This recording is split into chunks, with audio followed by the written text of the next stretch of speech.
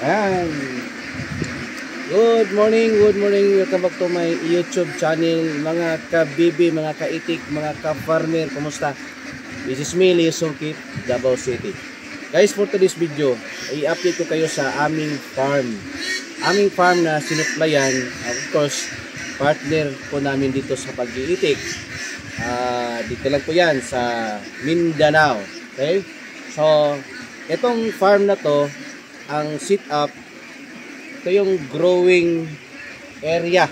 Okay? May swimming pool. Okay? May swimming pool. Yan. Sustaining ang water. At itong tinatayuan ko ngayon, naka-graba. No? Graba po yan. Para iwas dumi o putik. Aside from that, yung sa taas, naka-net. Okay? Tama yung net. No? Yan. Dito rin, naka-half piling. May steel matting para iwas predator. Alright? Dito naman, ang kabuuang area kung saan nakikita niyo yung mga stages edad ng mga itik. Yung sa dulo, may itik o wala?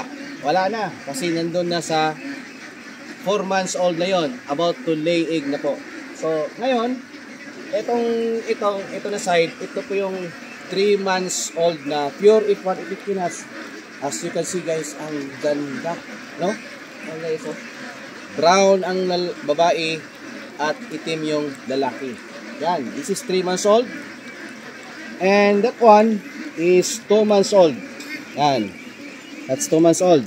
Okay? This is 2 months old. Yan. And then, yun naman, ang 1 month old.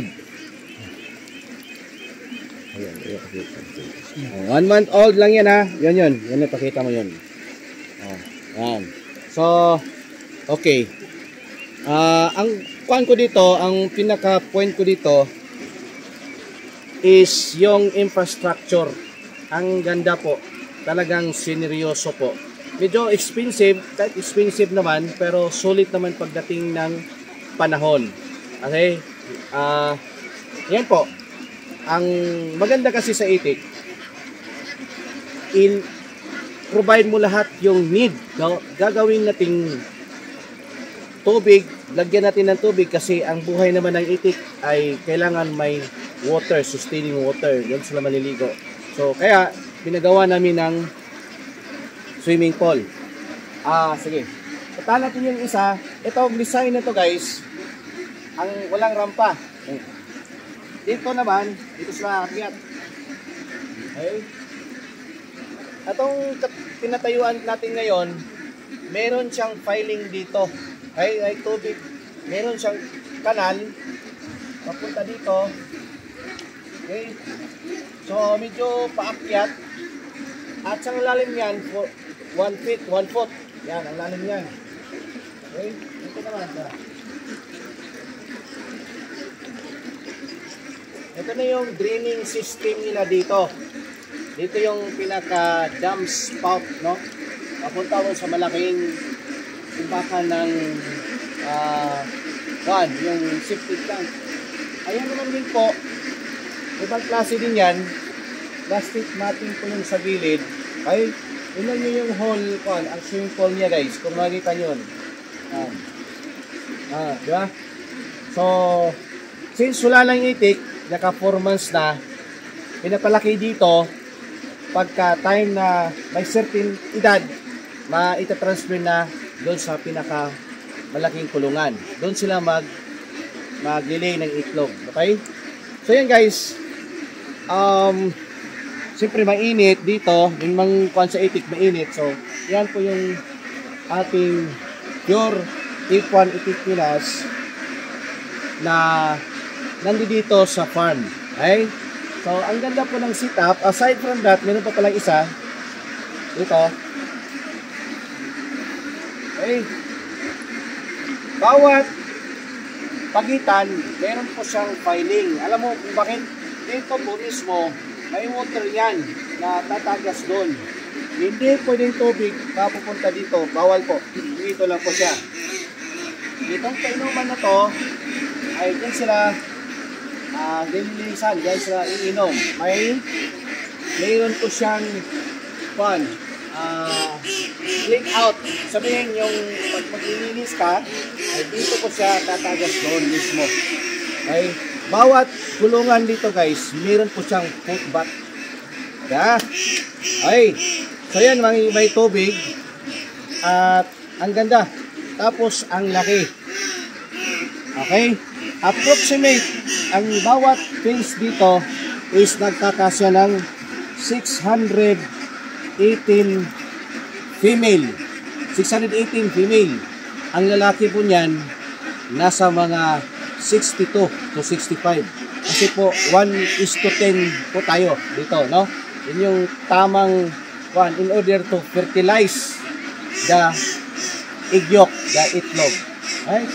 So, aside from that, pinapalaki din namin yung Madre de Agua. Yan, Madre de Agua. So, it's a simple design, pero quite expensive because of the materials na nandito. Okay? So, yun guys, depende din po yun.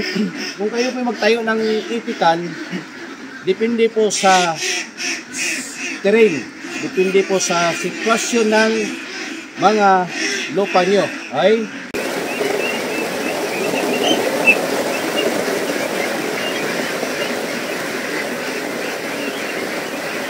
Okay lang po.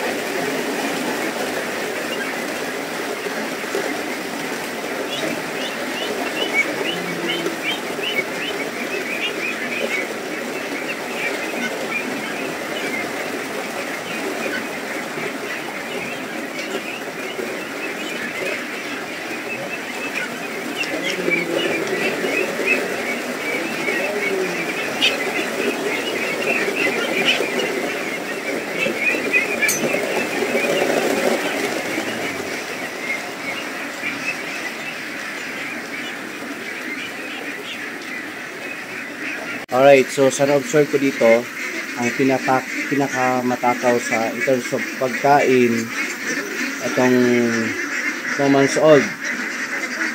Yun naman, yung 3 months old, medyo cool. No? Hindi nga naubos yung pan, nandun doon, kasi meaning matured na po yung body weight niya. No? Lito na po halos. So, yun po yung ating video for today. Sana po nagustuhan nyo. At sana po muli ako ay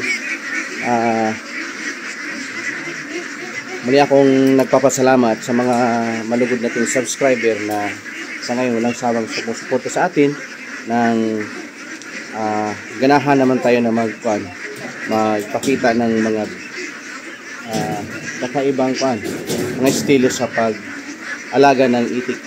Modern design pero simple modern design. Kaya tingnan nyo guys. Tingnan nyo. Okay? Tara.